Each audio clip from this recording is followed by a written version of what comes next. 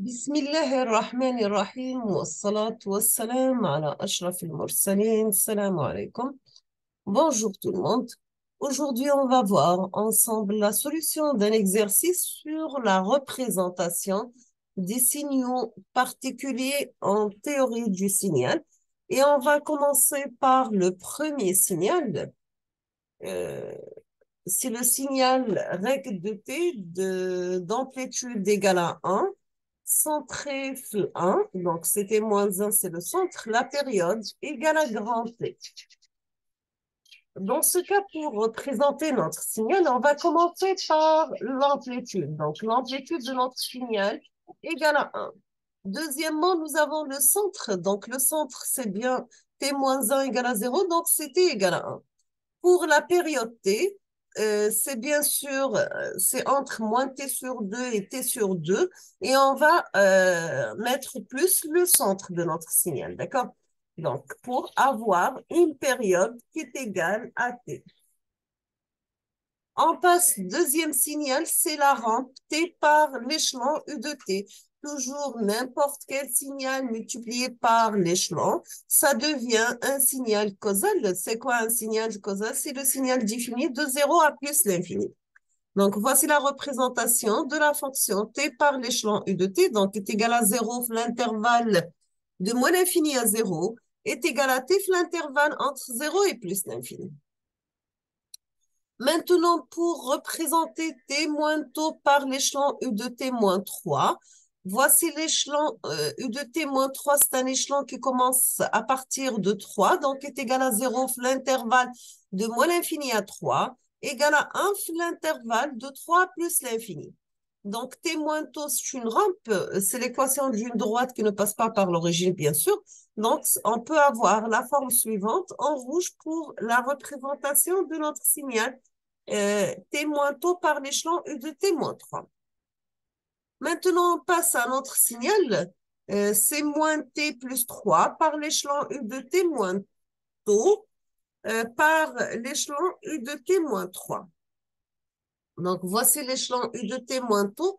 On peut le représenter ici. U de T moins 3, c'est un échelon qui commence à partir de 3. Moins T plus 3, c'est une équation de droite. J'ai la forme hadif, la partie négative. Donc, pour avoir les trois signaux ensemble, on va faire la multiplication des trois signaux et on arrive au signal résultant représenté par rouge. Maintenant, pour représenter exponentielle moins 1t par l'échelon U de t moins 1, U de t moins 1, c'est un échelon qui commence à partir de 1, donc moins l'infini, le 1, c'est 0, mais 1 plus l'infini, c'est 1. Si on va le multiplier, donc l'exponentielle moins 1t, la forme hadith. Ouais. Donc, pour avoir les deux, on obtient le signal résultant représenté en rouge ici, d'accord? Là, donc, quelques définitions par des représentations dans la représentation graphique, ici, on va voir ensemble les équations mathématiques de nos signaux. Donc, on a règle de grand T de T moins 1 qui est égal à 1 pour T moins 1 inférieur ou égal à T sur 2, 0 sinon. Maintenant, pour T par l'échelon U de T qui est égal à T pour T positif égal à 0 pour T négatif. Pardon. Pour moins T plus 3 par l'échelon U de T moins taux par l'échelon U de T moins 3, on obtient tout simplement moins T plus 3, mais définit l'intervalle pour T supérieur ou égal à 3 est égal à 0 ailleurs. Pour exponentielle moins AT par l'échelon U de T moins 20, donc est égal à exponentielle moins AT si nous avons T supérieur ou égal à 1, 0 ailleurs.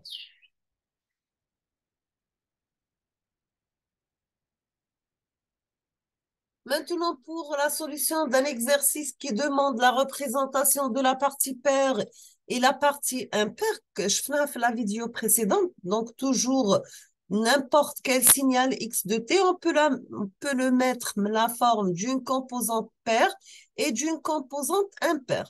Toujours le signal s de t et les paires, c'est on peut avoir s de t égale à s de moins t. Donc, c'est la partie paire de notre signal. Si nous avons un autre signal S de t qui est impair, impair. Là, c'est faux, c'est impair, c'est pas pair. Donc, on aura dans ce cas S de t est égal à moins S de moins t. C'est S impair de t. Donc, toujours X de t, on peut le mettre la forme, la partie paire du signal, plus la partie impaire du signal. Comment on calcule la partie paire de notre signal? On va appliquer la formule suivante. C'est 1 demi X de t plus X de moins t. Concernant la partie impaire, X impair de t, on va utiliser la formule suivante. Donc, c'est 1 demi X de t moins X de moins t divisé par 2. On passe le cas de notre exercice. Nous avons un signal G de t, la forme 4t par cosinus 10 pi t. On vous demande de donner la partie paire plus la partie impaire de ce signal G de t. Donc, on peut mettre G de t la forme G paire de t plus la partie impaire G impaire de t. Comment? On va commencer par calculer G de moins t. Donc, G de moins t qui est égal à moins 4t cosinus 10p par moins t. Le cosinus, c'est une fonction paire, donc ça reste moins 4t cosinus.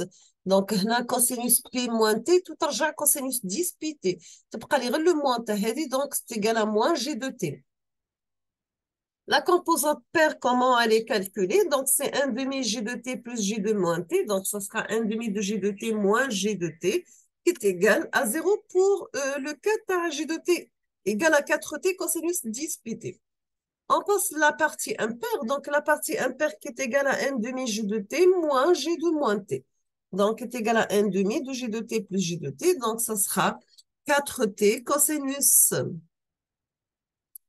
10 pi t. D'accord?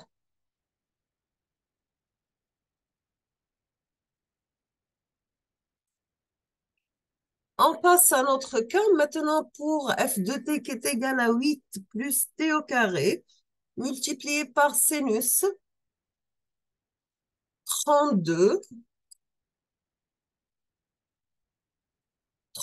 pi t. Donc, on va commencer par calculer f de moins t, qui donc est égal à 8 plus moins t élevé au carré par sinus 32 pi moins t. Le sinus, c'est une fonction impaire.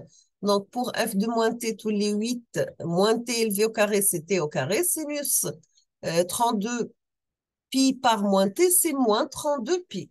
On peut sortir le moins du sinus, donc tous les moins 8 plus t au carré, sinus 32 pi t, donc est égal à moins f de t.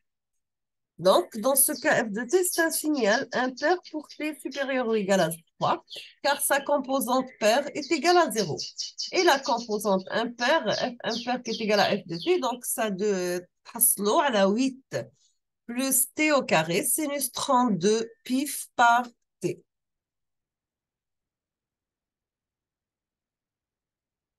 Je vous demande de préparer l'exercice suivant pour la prochaine vidéo. Dans cet exercice, on vous demande d'exprimer la fonction rectangulaire symétrique suivante sous forme de fonction échelon unité. Donc, vous avez S de t qui est égal à A rect de période t de t. Donc, est égal à A pour t en valeur absolue inférieure ou égale à t sur 2, 0 autrement. Donc, on vous demande de représenter la fonction rectangulaire à l'aide de deux fonctions échelon unitaires.